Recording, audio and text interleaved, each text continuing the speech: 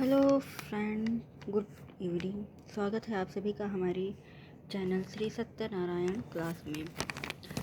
और शुरुआत करेंगे एक बेहतरीन सेक्शन जो जीके जीएस के अंतर्गत और न्यूज़ पैटर्न पर आधारित होगी।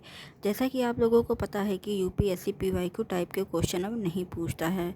वह 2 से 3 क्वेश्चनों को मिलाकर एक बड़ा और लेंदी टाइप के क्वेश्चन को पूछता है और हमारी भी कोशिश वही रहेगी जिससे आप लोगों को एग्ज़ाम हॉल में काफ़ी मदद मिल सके। अभी जो हाल ही में एग्ज़ाम हुआ है यूपी पीजीटी का और असिस्टेंट प्रोफेसर का, उसमें भी जो है लेंदी टाइप के क्वेश्चन पूछे गए हैं। तो आप सभी जल्दी से जल्दी जुड़ जाएं और हमारे चैनल को लाइक और सब्सक्राइब करें और अपने सभी मित्रों को क्लास को शेयर करें ताकि वे भी जल्दी से जुड़ सके और क्लास को ज्वाइन करें। चलिए अब शुरू करते हैं आज के न्यू टॉपिक वाले न्यू क्वेश्चन को। तो हमारा पहला क्वेश्चन है आज का, कौन सा सतत विकास लक्ष्यों SDGs के तहत वर्ष 2030 तक प्राप्त करने का लक्ष्य नहीं है? असमानताओं में कमी, सतत शहर एवं समुदाय, शून्य भूख, आतंकवाद पर रोक। तो इसमें जो पहला आंसर हो जाएगा वो क्या हो जाएगा? का आंसर हो जाएगा आतंकवाद पर रोक हो जाएगा, आतंकवाद पर रोक। चलिए चलते हैं दूसरे क्वेश्चन पर। तो दूसरा क्वेश्चन हमारा जो हो जाएगा, और यह जो होता है 2030 तक लक्ष्य प्राप्त करने के लिए रखा गया है। SDG के तहत असमानताओं में कमी तथा SDG 1 के तहत सतत शहर एवं समुदाय में शामिल किया गया है।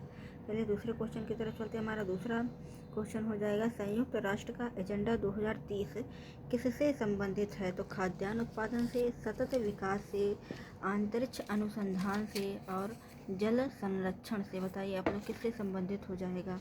तो यह हमारा संबंधित हो जाएगा आंसर नंबर 2 से संबंधित हो जाएगा, सतत विकास से। आंसर नंबर 2 से संबंधित हो जाएगा। तो आंसर नंबर 2 हमारा राइट आंसर हो जाएगा। इसके बाद इसमें भी जो है 2030 तक ही लक्ष्य को प्राप्त करने के लिए किया गया। यह 17 सतत विकास लक्ष्य पर निर्धारित किए गए हैं और यह 25 सितंबर 2015 को संयुक्त राष्ट्र सतत विकास सम्मेलन में अपनाया गया था। तो संयुक्त राष्ट्र का एजेंडा 2030 किससे संबंधित है? सतत विकास से संबंधित है।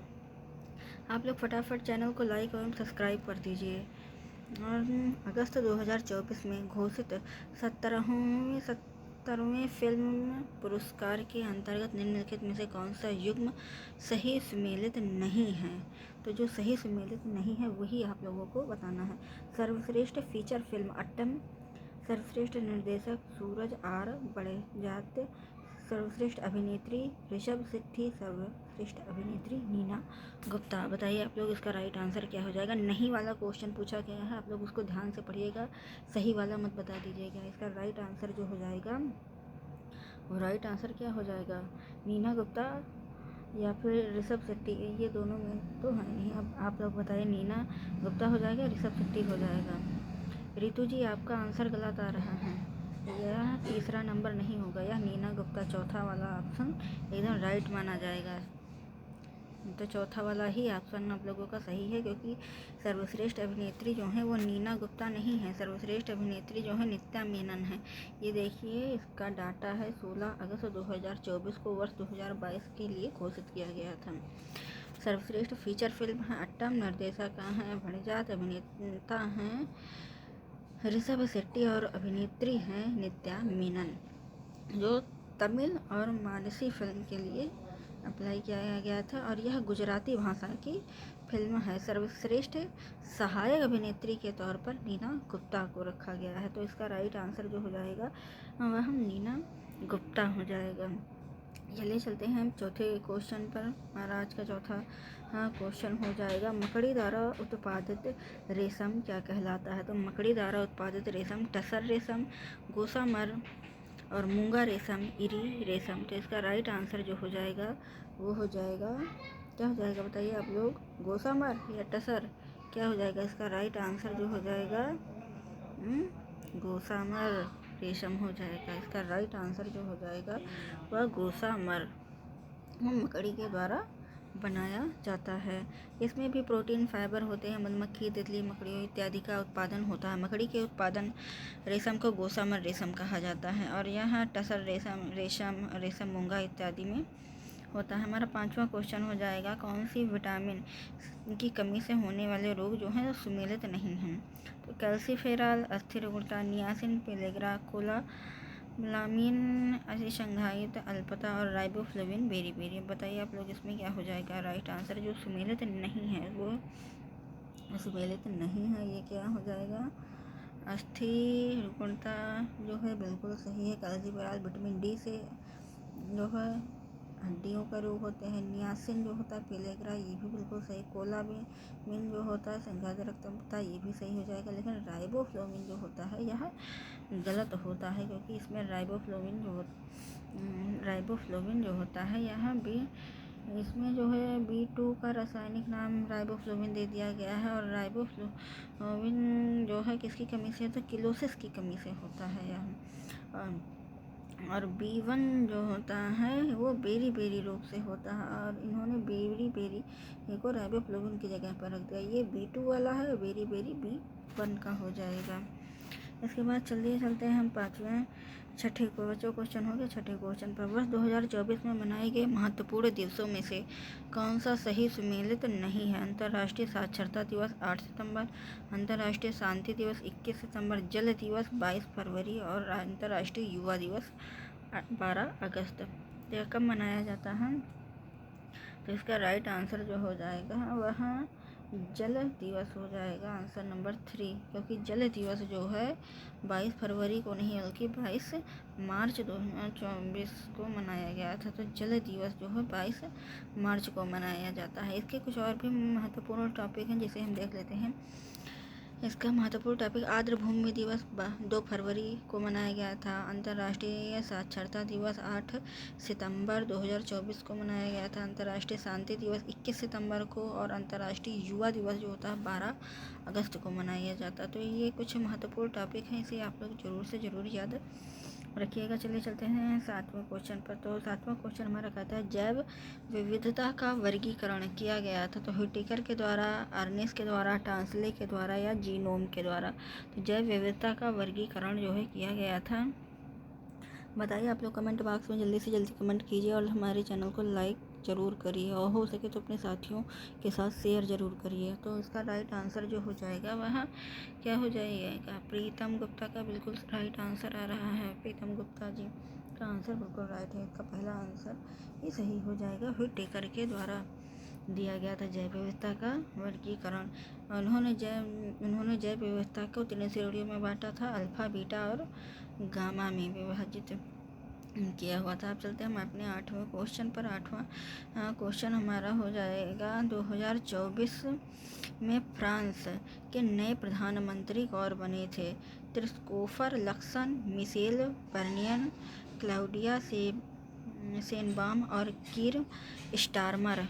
इनमें से कौन सा राइट आंसर हो जाएगा जो 2 सितंबर 2024 में फ्रांस के नए प्रधानमंत्री के तौर पर नियुक्त हुए थे? देखिए साथियों, उनका नाम ही कितना अटपटा है। हमारे यहाँ भारत में कितने सीधे नाम रखे जाते हैं, इनके नाम ही कुछ अटपटे से रहते हैं। तो फ्रांस के जो नए प्रधानमंत्री बनाए गए हैं उनका जो है नाम है मिशेल बर्नियर, जो सेकंड नंबर आंसर आप लोगों का बिल्कुल सही हो जाएगा। तो 5 सितंबर 2024 को फ्रांस के नए प्रधानमंत्री बने थे ये। और क्रिस्टोफर लक्सन जो होते हैं ये 2023 के न्यूजीलैंड के प्रधानमंत्री हैं। और शेनबाम जी जो हैं मैक्सिको के हैं। और कीर स्टारमर जो हैं वो यूके ब्रिटेन के प्रधानमंत्री बने हुए हैं। तो ये 5 सितंबर को बने थे। लक्सन नवंबर 2023 में बने हैं, नेप्सान 2024 में बने हैं। और कीर स्टारमर जो है 5 जुलाई 2024 को प्रधानमंत्री के तौर पर नियुक्त किए गए हैं। ये डेटा आप लोग ज़रूर से ज़रूर याद रखिएगा, क्योंकि बीच में ये कहीं ना कहीं से घुमा के पूछ लिया ही जाता है। अब चलिए सूची को मिलान का कार्य करते हैं। सूची पहले हमारा क्वेश्चन नंबर 9 में है, रामसर स्थल जो है सुल्तानपुर राष्ट्रीय उद्यान, हैदरपुर आर्द्र भूमि और खिजड़िया वन्य जीव अभ्यारण्य स्तोकार आर्द्र भूमि क्या हो जाएगा? तो सुल्तानपुर राष्ट्रीय उद्यान ये कहाँ पर पाया जाता है? तो ये पाया जाता है हरियाणा में। तो इसका राइट आंसर जो हो जाएगा पहले का कौन सा हो जाएगा? पहले का 2 हो जाएगा हरियाणा में, पहले का हो जाएगा हरियाणा में। इसके बाद हैदरपुर आर्द्र भूमि जो हो जाएगा ये हो जाएगा उत्तर प्रदेश में। वन्य खजड़िया वन्य जीव अभ्यारण्य, ये दोनों सही मिलाए गए हैं। तो पहले का क्या हो जाएगा? पहले का में है 2, तो पहले का 2, इसके बाद का है 1, यानी कि आंसर नंबर 2 बिल्कुल ही राइट है, आंसर नंबर 2 इसका। इसके बाद चलिए चलते हैं 10वें नंबर क्वेश्चन पर। 10वां नंबर हमारा ये रहा इसका डिस्क्रिप्शन। इसकी डिटेल आप लोग स्क्रीनशॉट लेना चाहें तो ले सकते हैं। इसका हो गया। अब चलिए चलते हैं हम अपने नेक्स्ट क्वेश्चन पर। हमारा नेक्स्ट क्वेश्चन हो जाएगा सितंबर 2023 में 5वां विश्व कॉफ़ी सम्मेलन एक्सपो 2023 कहाँ आयोजित किया गया था? काम्बलो में, नैरोबी में, बेंगलुरु में, ब्रिस्बेन में। तो यह कहाँ पर आयोजित किया गया था? यह आयोजित किया गया था हमारे आंसर नंबर 3 बेंगलुरु में आयोजित किया गया था। वर्ष 2023 में इसको आयोजित किया था। और इसका कुछ इम्पोर्टेंट चैप्टर भी है। बेंगलुरु कर्नाटक में आयोजित हुआ था। शुभंकर काफ़ी के स्वामी थे और इन्वेस्टर इनके जो हो जाएंगे रोहन बोपन्ना हो जाएंगे। अंतर्राष्ट्रीय काफ़ी संघ जो काफ़ी बोर्ड भारत सरकार और कर्नाटक सरकार के द्वारा आयोजित किया गया था। भारत में इसकी मेज़बानी पहली बार हुई थी 2023 में ही। इसकी थीम आप लोग पढ़ सकते हैं, सर्कुलर इंडिया रीजनरेटिव एग्रीकल्चर। इससे पूर्व काफ़ी सम्मेलन जो हुआ था 2001 में यूके में हुआ था, 2005 में ब्राज़ील में हुआ था, 2010 में ग्वाटेमाला में, 2016 में इथियोपिया में आयोजित किया गया था और 2023 में इसे हम बेंगलुरु में आयोजित किया गया था। अब चलिए चलते हैं अपने नेक्स्ट क्वेश्चन 11वें नंबर क्वेश्चन पर। इसमें से हरित गैस कौन सी नहीं है? तो हरित गैस कौन सी नहीं है बताइए आप लोग कमेंट बॉक्स में जल्दी से जल्दी इसका आंसर दीजिए। इनमें से कौन सी हरित गैस नहीं है? नाइट्रोजन तथा नाइट्रिक अम्ल, कार्बन डाइऑक्साइड और जल वाष्प, मीथेन और ओजोन, CFC एवं मीथेन। तो इनमें से राइट आंसर जो हो जाएगा और आंसर नंबर कौन सा हो जाएगा? ABCD बताइए आप लोग जल्दी से जल्दी। इसका राइट आंसर जो हो जाएगा ए वाला, पहला वाला सही हो जाएगा, नाइट्रोजन तथा नाइट्रिक अम्ल इसका राइट आंसर हो जाएगा। चलिए चलते हैं नेक्स्ट क्वेश्चन पर। हमारा नेक्स्ट क्वेश्चन है इनमें से कौन सा एक स्त्रीलिंग हार्मोन है? तो इसमें से कौन सा स्त्रीलिंग हार्मोन है? तो एंड्रोस्टेरोन, टेस्टोस्टेरोन, एंड्रोन तथा थायरॉक्सिन। इनमें से कौन सा स्त्रीलिंग हार्मोन है? फीमेल का हार्मोन कौन सा हो जाएगा? तो हमारा 3rd नंबर ऑप्शन जो हो जाएगा एस्ट्रोन जो होता है वो फीमेल हार्मोन होता है। एंडोस्टेरॉन और टेस्टोस्टेरॉन और थायरॉक्सिन ये सभी के सभी मेल हार्मोन होते हैं, मेल सेक्स हार्मोन होते हैं। एस्ट्रोन जो होता है फीमेल सेक्स हार्मोन होता है। इसके बाद 13 नंबर क्वेश्चन पर हम चलते हैं। 13 नंबर क्वेश्चन में भी सूची को मिलाने का कार्य किया गया है। क्वेश्चन को मुझे थोड़ा सा छोटा करना पड़ेगा क्योंकि ऑप्शन दिखाने के लिए। Arsenic 74, cobalt 60, iodine 131, sodium 24। इसका निदान सूचक उपयोग से मिलाना है। तो थायराइड ग्रंथि की सक्रियता, रक्त व्यतिक्रम, ट्यूमर और कैंसर। अब आप लोग बताइए इसमें से कौन सा आंसर सही हो जाएगा? तो आर्सेनिक किससे मिलेगा? आर्सेनिक जो होता है हमारा बताइए आप लोग किससे मिलेगा? 3rd नंबर ऑप्शन से मिलेगा, ट्यूमर से। तो आर्सेनिक जो हो जाएगा वह ट्यूमर से मिलता है, आर्सेनिक ट्यूमर से, और कोबाल्ट वाला कैंसर से। यानी कि पहले का 2, कोबाल्ट वाला सॉरी पहले का 3 हो जाएगा, पहले का 3 और इसका हो जाएगा 4, आयोडीन वाले में 1 और सोडियम का हो जाएगा 2। तो 3, 4, 1, 2 किस में है? आंसर नंबर 3 में है, आंसर नंबर 3 में है इसका राइट आंसर। आप लोग फिर से मिलान कर लीजिएगा। इसका ये रहा, इसका ये रहा। आप लोग स्क्रीनशॉट लेना चाहें तो ले सकते हैं। इसके बाद हम चलते हैं अपने नेक्स्ट क्वेश्चन पर। हमारा नेक्स्ट क्वेश्चन जो हो जाएगा वो हो जाएगा वर्ष 2003 में COP28 का आयोजन कहाँ किया गया था? भारत में, दुबई में, लंदन में, पेरिस में। वर्ष 2023 में COP 28 का आयोजन जो है कहाँ पर किया गया था? तो इसका आयोजन भारत, दुबई, लंदन, पेरिस। फटाफट इसका आंसर दीजिए कमेंट बॉक्स में, जल्दी कीजिए कि हम बेहतरीन क्वेश्चन जल्दी करा सकें। और भारत, दुबई, लंदन और पेरिस, तो इसका राइट आंसर जो हो जाएगा आंसर नंबर 2 दुबई में हो जाएगा। आप चलते हैं अपने नेक्स्ट क्वेश्चन पर, 15वें नंबर क्वेश्चन पर चलते हैं। भारत वन स्थिति रिपोर्ट 2021 के अनुसार न्यूनतम वनारवण प्रतिशत वाले राज्य का सही क्रम क्या हो जाएगा? तो इसका सही क्रम जो हो जाएगा क्या हो जाएगा बताइए आप लोग। पंजाब, राजस्थान, उत्तर प्रदेश, राजस्थान, हरियाणा, पंजाब, राजस्थान, हरियाणा, राजस्थान और उत्तर प्रदेश। का राइट आंसर जो हो जाएगा वन की स्थिति में 2021 की रिपोर्ट के हिसाब से हरियाणा, पंजाब और राजस्थान, यही इसका क्रम हो जाएगा। ये देखिए आप लोग, हरियाणा, पंजाब, राजस्थान, उत्तर प्रदेश। इसके बाद आते हैं गुजरात, जो न्यूनतम वनारवण वाले 5 राज्य होते हैं। इसके बाद इनमें से कौन सा सम्मिलित नहीं है? पारिस्थितिकी विज्ञान केंद्र, वन्य जीव संस्थान, भारत वनस्पतिक उद्यान और पर्यावरण शोध संस्थान, इनमें से कौन सा सम्मिलित नहीं है? तो फटाफट आप लोग इसका आंसर दीजिए, इनमें से कौन सा सम्मिलित नहीं है? पारिस्थितिकी विज्ञान केंद्र भोपाल में है या नहीं है? वन्य जीव संस्थान देहरादून, भारतीय वनस्पतिक उद्यान कोलकाता और राष्ट्रीय पर्यावरण शोध संस्थान नागपुर। बताइए आप लोग इसका राइट आंसर क्या हो जाएगा? इसका जो राइट आंसर हो जाएगा वहाँ हो जाएगा पहला वाला, यही इसमें सम्मिलित नहीं है, क्योंकि यह कहाँ पर सम्मिलित है? बाकी ये तीन के तीनों ही सम्मिलित होता है। वन्यजीव संस्थान देहरादून में और वनस्पति कोलकाता में, पर्यावरण शोध संस्थान नागपुर में। लेकिन ये पारिस्थितिकी विज्ञान केंद्र जो होता है यहाँ भोपाल में नहीं होता है, बल्कि यह बेंगलुरु में स्थित किया गया है। इसकी स्थापना भी 1983 में की गई थी, 1983 में की गई थी इसकी स्थापना। यह भोपाल में नहीं बल्कि बेंगलोर में किया गया था। तो इसका राइट आंसर जो हो जाएगा वो पहला वाला ही हो जाएगा। चलिए चलते हैं नेक्स्ट क्वेश्चन पर। 17 नंबर का क्वेश्चन हमारा बजट के ऊपर निर्धारित है। तो 17 नंबर का जो हमारा क्वेश्चन है वो बजट के ऊपर निर्धारित है। इसको थोड़ा छोटा करना पड़ेगा। संघीय बजट 2024-25 के अनुसार वर्ष 2022-23 में 24-25 बजट के मध्य किस वर्ष में सर्वाधिक राजकोषीय घाटा GDP के प्रतिशत के रूप में दर्ज किया गया है? तो वर्ष 2022-23 में, 23-24 में, 23-24 के PA में और 24-25 में किस में निर्धारित किया गया है? तो आप लोग इसका राइट आंसर जल्दी से जल्दी बताइए। इसका राइट आंसर क्या हो जाएगा?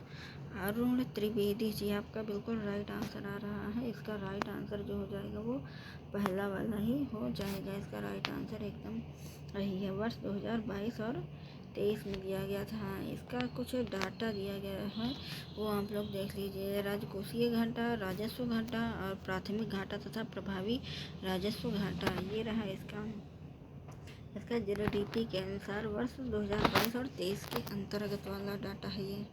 तो आप लोग इसका स्क्रीनशॉट ले सकते हैं। चलिए अब चलते हैं नेक्स्ट क्वेश्चन पर। तो हमारा नेक्स्ट क्वेश्चन जो हो जाएगा 18 नंबर का, इसरो द्वारा प्रक्षेपित उपग्रह एवं उनके प्रक्षेपण यानों की सूचियों को सम्मिलित कीजिए। अच्छा, तो इसमें सम्मिलित करना है, तो इसका राइट आंसर क्या हो जाएगा? इसका राइट आंसर जो हो जाएगा, अब आप लोग इसका मिलान कीजिए। इसका राइट आंसर जो हो जाएगा, देखिए EOS 8 जो होता है ये C57 के अंतर्गत आता है, यानी कि ए का हो जाएगा। ए का क्या हो जाएगा बताइए आप लोग। ए का जो हो जाएगा वो होगा पहले का जो है दूसरा आएगा, यानी पहले का दूसरा यानी कि 2 आएगा। इसके बाद DS वाले में आएगा F14, यानी कि B का आएगा 4 आएगा। इसके बाद C वाला आ जाता है X64 वाले में आएगा पहला, और इसका आएगा आदित्य L में आएगा 3 से 24। मेरा किस में है? आंसर नंबर 3 वाले में है। तो आंसर और आप लोगों का 3 वाला एकदम राइट आंसर हो जाएगा। और ये देखिए इसका कुछ उपग्रह प्रेक्षण यान और प्रेक्षण तिथि है, तो EOS 8 वाले में हो जाएगा SSLV-D3 जो 16 अगस्त 2024 को आयोजित किया गया था। इनसैट 3DS GSLV-14 जो हो जाएगा 17 फरवरी 2024 को आयोजित किया गया था। एक्सपोसेट PSLV C58 1 जनवरी 2024 को आदित्य एल की शुरुआत जो है PSLV C57 2 सितंबर 2023 को आयोजित किया गया था। तो इसका डाटा ज़रूर से ज़रूर एग्जाम में पूछा जाएगा, मोस्ट इम्पॉर्टेंट क्वेश्चन है, तो इसका आप लोग स्क्रीनशॉट ले सकते हैं। चलिए चलते हैं अपने नेक्स्ट क्वेश्चन पर। हमारा नेक्स्ट क्वेश्चन हो जाएगा जल प्रदूषण निवारण अधिनियम किस वर्ष अधिनियमित किए गए थे, तो इसका राइट आंसर जो हो जाएगा 1974, 1986, 1980 और 1988। बताइए इसका राइट आंसर क्या हो जाएगा, तो इसका राइट आंसर जो हो जाएगा जल प्रदूषण निवारण अधिनियम किस वर्ष स्थापित किए गए थे, तो 1974 में आंसर नंबर 1 जो हो जाएगा वो इसका राइट आंसर हो जाएगा। ये देखिए 1974 में अधिनियम द्वारा प्रस्तावित किया गया था 1974 में जल प्रदूषण नियंत्रण को।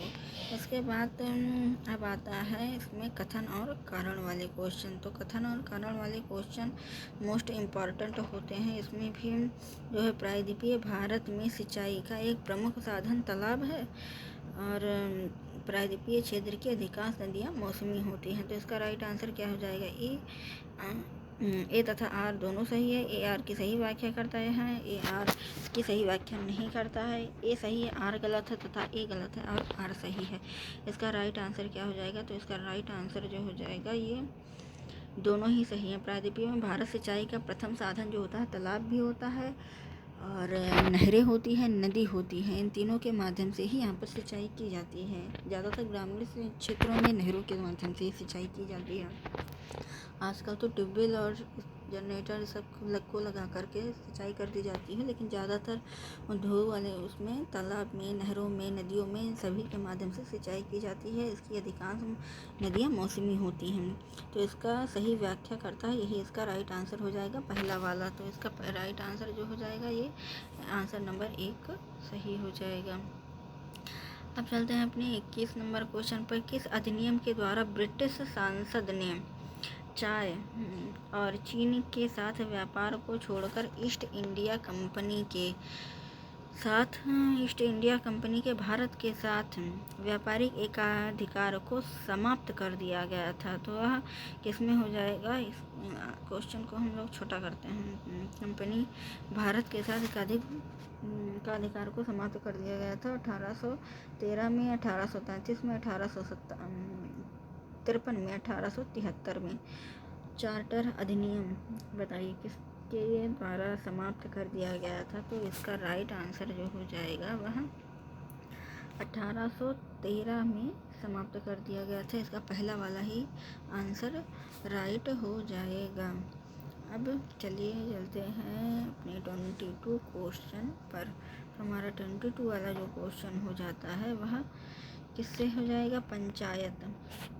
भाग 9 में है नगर पालिका, भाग 9 के का में सहकारी समितियाँ, भाग 9 खा में अधिकरण, भाग 10 में। आप लोग बताइए इसका राइट आंसर क्या हो जाएगा। अरुण गोस्वामी जी आपका आंसर ऊपर निकल गया, शायद हम देख नहीं पाए, चलिए कोई बात नहीं। रितु जी आपका भी आंसर बिल्कुल राइट आ रहा है। रितु जी आपका आंसर बिल्कुल सही है। आंसर नंबर 4 में ये दल बदल से संबंधित है, यह अधिकरण से संबंधित नहीं है।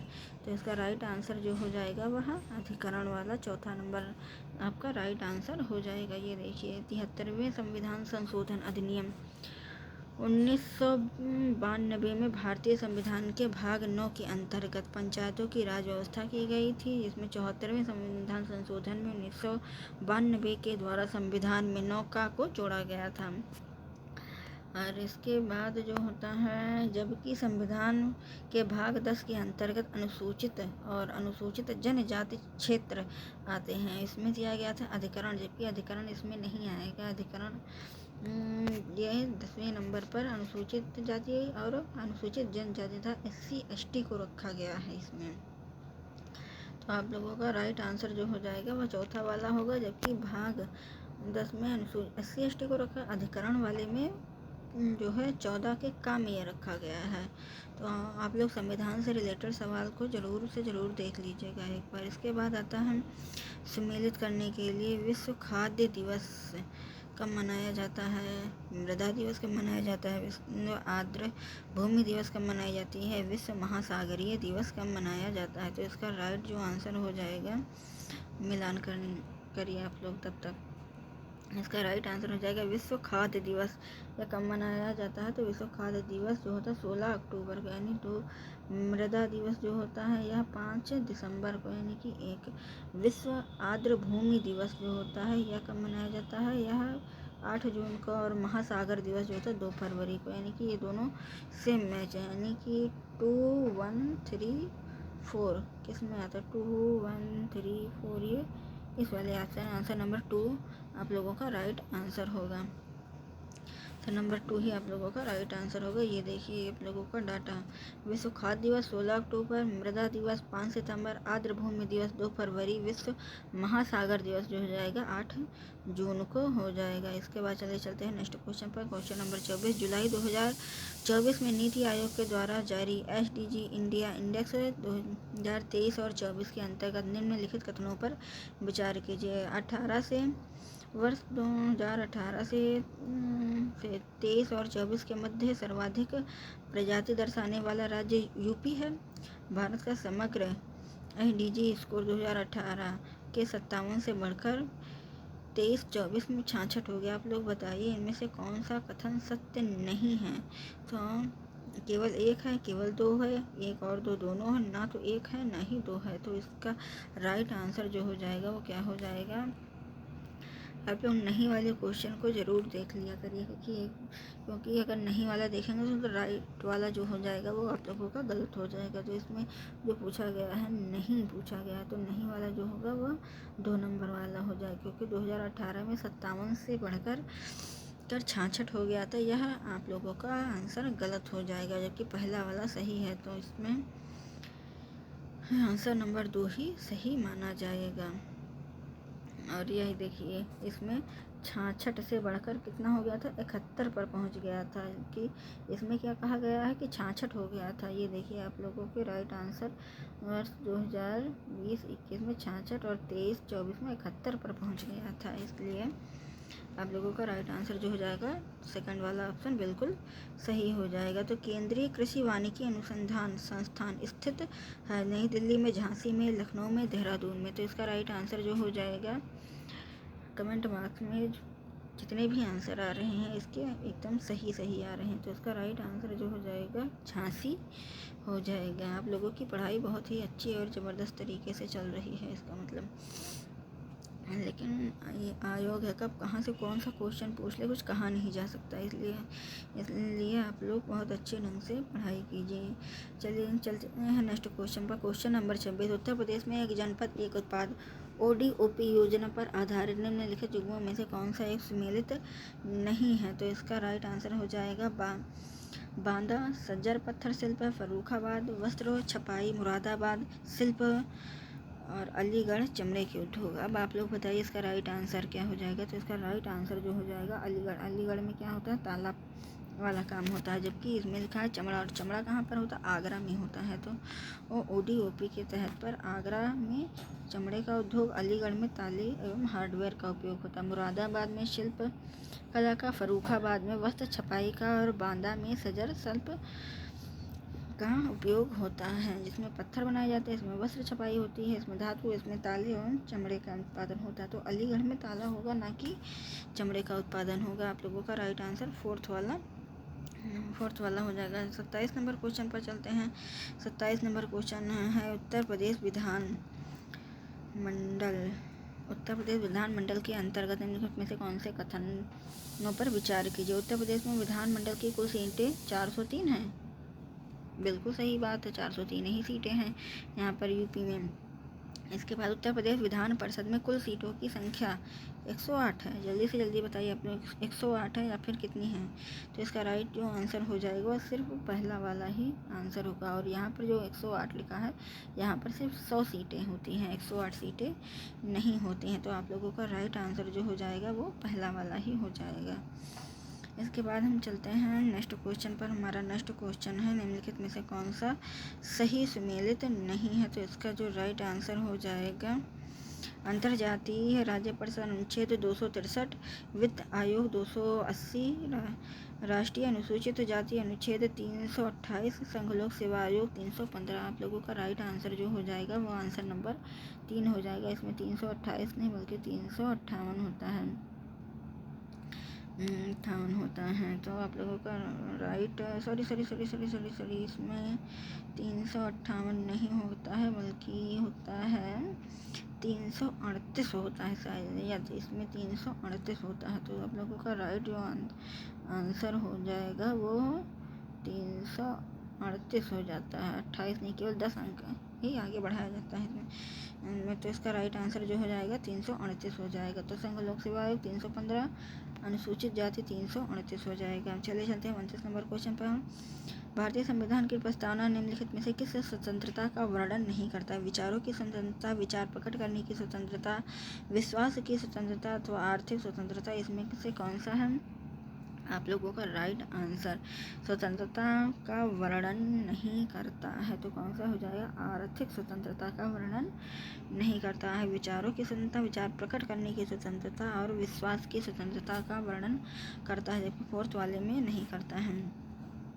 30 नंबर क्वेश्चन पर चलते हैं। तो उत्तर प्रदेश की जनजाति एवं उनके जिलों में निम्नलिखित में से कौन सा सही सुमेलित नहीं है? तो पटारी, सोनभद्र, खरवार, ललितपुर, पंखा, मिर्ज़ापुर, बैगा, सोनभद्र। तो आप लोगों का जो राइट आंसर हो जाएगा वो क्या हो जाएगा?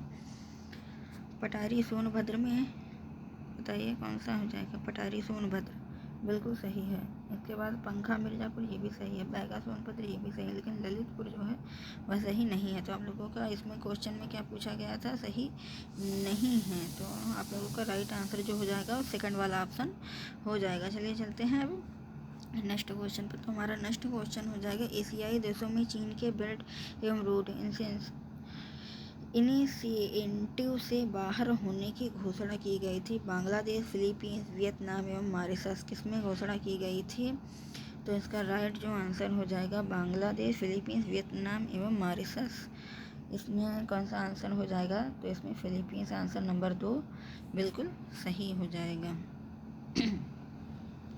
इसके बाद चलिए चलते हैं 32 नंबर क्वेश्चन पर। 32 नंबर क्वेश्चन भी इनमें से कौन सा सही सुमेलित नहीं है? तो इनमें से कौन सा सही सुमेलित नहीं है वो कौन सा हो जाएगा? इंदिरा गांधी स्मार्टफोन राजस्थान, मुख्यमंत्री सीखो कमाओ भगवान बिरसा मुंडा और नंद बाबा दुग्ध मिशन उत्तर प्रदेश, ये कहाँ पर स्थित नहीं है? तो आप लोगों को नहीं वाला अर्थात गलत वाला क्वेश्चन को बताना है। तो इंदिरा गांधी स्मार्टफोन राजस्थान ये बिल्कुल सही है।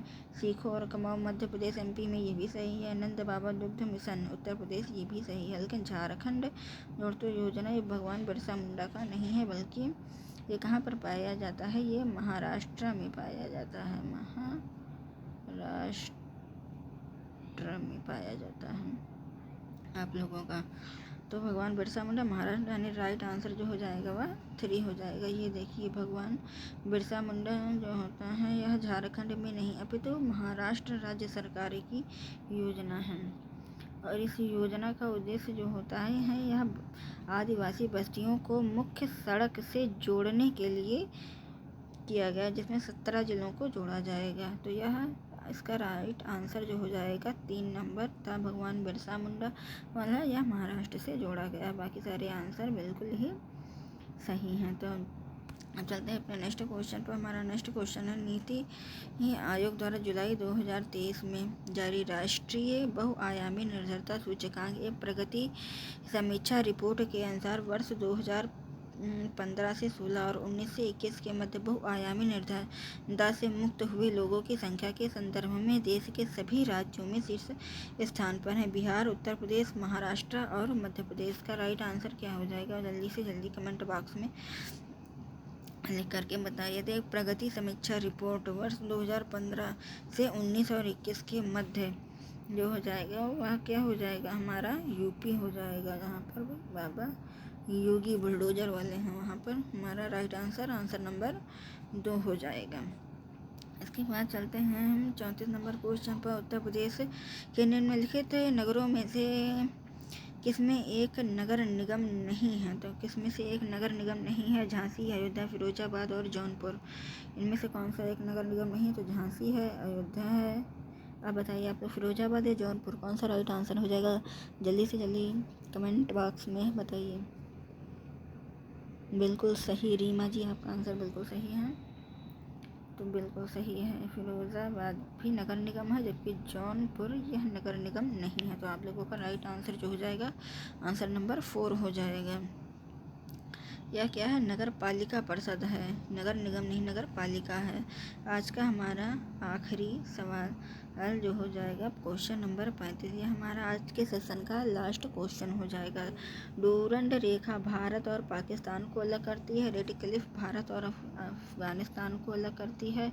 मैकमोहन रेखा भारत और चीन को अलग करती है। निम्नलिखित में से कोड का प्रयोग करके सही उत्तरों का चयन कीजिए। तो इनमें से कौन सा आंसर राइट हो जाएगा? इसका राइट आंसर जो हो जाएगा केवल क्या हो जाएगा? बताइए जल्दी से जल्दी। आंसर नंबर 3, मैकमोहन रेखा भारत और चीन के इनको अलग करती है। आंसर नंबर 3 ये बिल्कुल राइट हो जाएगा। जबकि डूरंड कप जो होता है, पहला वाला डूरंड कप भारत और पाकिस्तान को अलग करती है, यह रेड क्लिफ में अलग करती है। और सेकंड वाला जो हो जाएगा भारत और अफगानिस्तान को अलग करती है, तो यह रेड क्लिफ नहीं, यह डूरंड कप को अलग करती है। मतलब ये ऊपर चला जाएगा, ये ऊपर चला जाएगा, ऊपर वाला नीचे चला आएगा। तो आप लोगों का राइट आंसर जो हो जाएगा आंसर नंबर 3 हो जाएगा। अब आप लोगों के लिए एक होमवर्क वाला सवाल है। तो एक होमवर्क वाला सवाल क्वेश्चन नंबर 36 कमेंट बॉक्स में ज़रूर से ज़रूर आप लोग लिखकर बताइएगा। भारतीय संविधान में समता का अधिकार 5 अनुच्छेदों द्वारा प्रदान किया गया था। इनमें से अनुच्छेद 16 से अनुच्छेद 20, अनुच्छेद 15 से अनुच्छेद 19, अनुच्छेद 14 से 18, अनुच्छेद 13 से अनुच्छेद 17। आप लोग मुझे कमेंट बॉक्स में इसका राइट आंसर ज़रूर बताइएगा। और आप लोगों को यह सेक्शन कैसा लगा ये वो भी ज़रूर बताइएगा। इसके आगे की क्वेश्चन जो है कल इसके आगे का क्वेश्चन हम कल कराएंगे। और आप लोग इस चैनल को लाइक एवं सब्सक्राइब जरूर करिएगा। इसका आंसर कमेंट बॉक्स में मुझे ज़रूर बताइएगा। यह क्वेश्चन होमवर्क के तौर पर दिया जा रहा है। आप लोगों यह चैनल अपने दोस्तों के साथ ज़रूर शेयर करिएगा। कल हमारी जो होगी श्रृंखला प्रश्नों की वो अधिक क्वेश्चनों की होगी। हम पूरे 1 घंटे का क्वेश्चन करेंगे, जिसमें 70 से 80 क्वेश्चन कल हम लोग करेंगे। तो आज हमारा सेक्शन यहीं पर समाप्त होता है। जय हिंद।